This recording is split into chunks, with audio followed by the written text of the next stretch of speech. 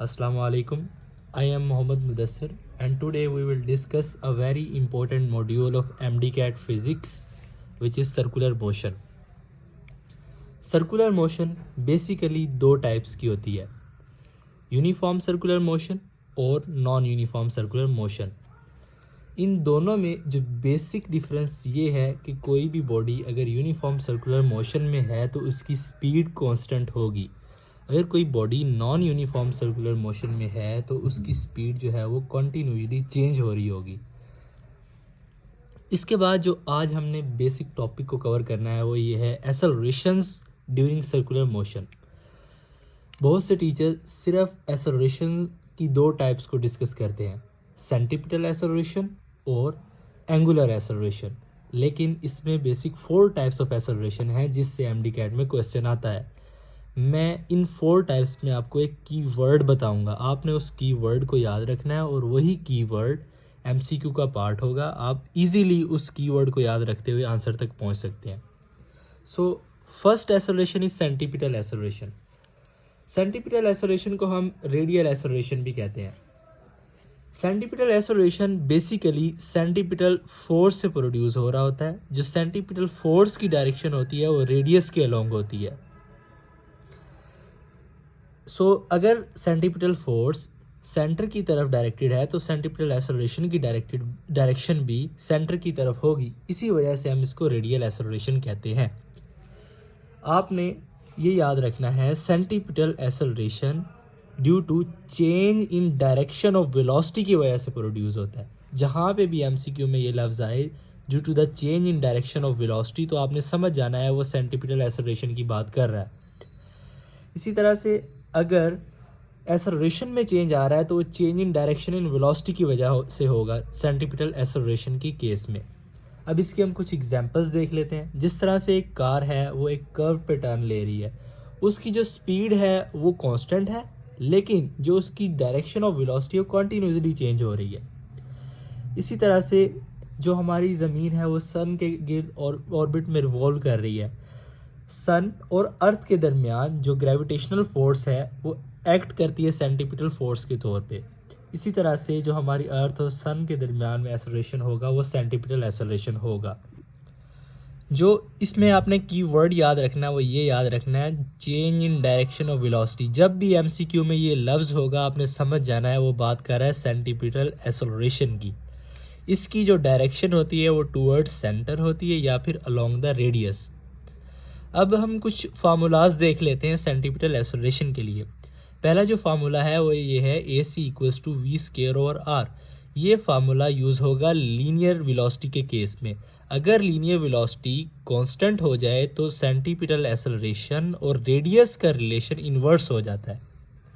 और जब हम एंगुलर एक्सेलरेशन का केस देखेंगे तो उसमें अगर एंगुलर वेलोसिटी कांस्टेंट हो जाए तो रेडियस और सेंट्रीपिटल एक्सेलरेशन का रिलेशन डायरेक्ट हो जाता है। अब आपने इस बात को याद रखना है, जब लीनियर वेलोसिटी कांस्टेंट होती है तो सेंट्रीपिटल एक्सेलरेशन और रेडियस का रिलेशन इन्वर्स होता है, और जब एंगुलर वेलोसिटी कांस्टेंट होती है तो सेंट्रीपिटल एक्सेलरेशन और रेडियस का रिलेशन डायरेक्ट हो जाता है।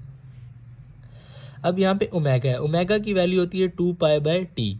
अगर मैं यहाँ पे 2π/t को पुट करूँ तो फार्मूला बन जाएगा 4π²r/t²। आपने ये फार्मूला तब यूज़ करना है जब टाइम पीरियड दिया गया हो। और इसी तरह से हमें पता है फ्रीक्वेंसी इक्वल्स टू 1/t। अब यहाँ पे t का स्क्वायर है तो f² आ जाएगा।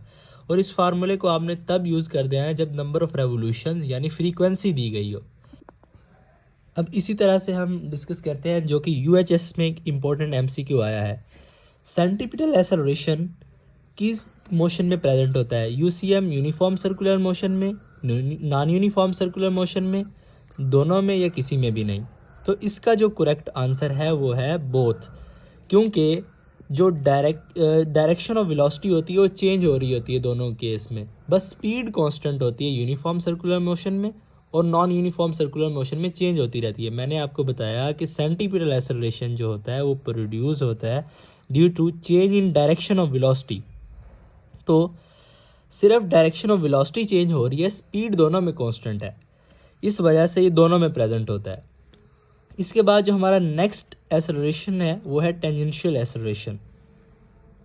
ये वाला सेंटीपिटल एक्सेलरेशन प्रोड्यूस हो रहा था due to change in direction of velocity, और जो एक्सेलरेशन मैग्नीट्यूड में चेंज की वजह से प्रोड्यूस हो उसे कहते हैं टेंजेंशियल एक्सेलरेशन।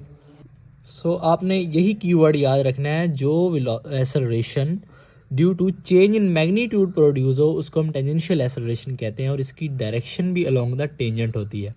इसको कैलकुलेट करने का फार्मूला ये है AT equals to R alpha, मतलब एंगुलर एक्सेलरेशन और रेडियस, और या फिर change in magnitude divided by change in time. इन दो फार्मूलाज को आपने याद रखना है। इसी तरह से एक MCQ है, tangential acceleration is present in uniform circular motion और नॉन यूनिफॉर्म सर्कुलर मोशन।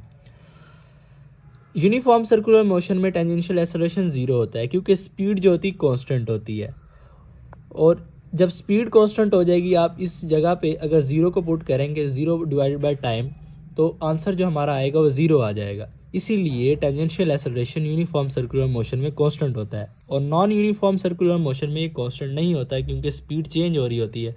अब यहाँ पे किसी भी वैल्यू को आप पुट करें और उसको टाइम के साथ डिवाइड करें तो आंसर तो आएगा ना, इसीलिए टेंजेंशियल एक्सेलरेशन ज़ीरो नहीं होता।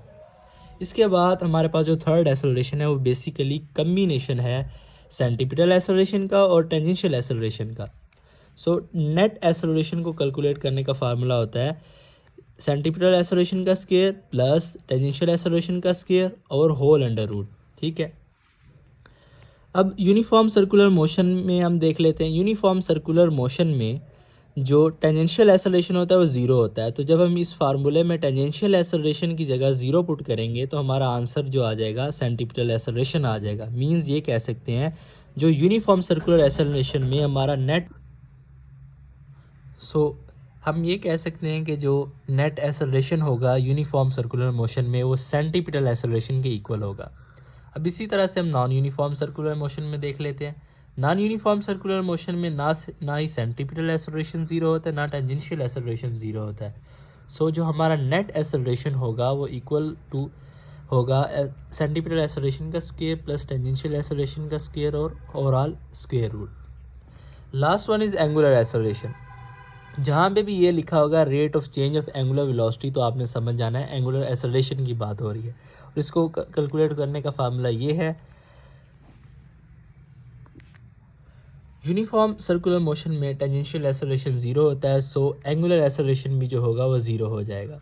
इसी तरह से नॉन यूनिफॉर्म सर्कुलर मोशन में टेंजेंशियल एक्सेलरेशन ज़ीरो नहीं होता तो एंगुलर एक्सेलरेशन भी ज़ीरो नहीं होगा। अब अगर हम देखें तो ये जो हमने तीनों एक्सेलरेशन पढ़े हैं, सेंटीपिटल एक्सेलरेशन, एंगुलर एक्सेलरेशन और टेंजेंशियल एक्सेलरेशन, ये तीनों के आपस में परपेंडिकुलर होते हैं तीनों एक्सेलरेशन। इसके बाद एंड में आपको कुछ पास्ट के MCQs मिलेंगे, आपने उनको लाजमी सॉल्व करना है। अगर कुछ समझ ना आए तो आप कमेंट्स में पूछ सकते हैं।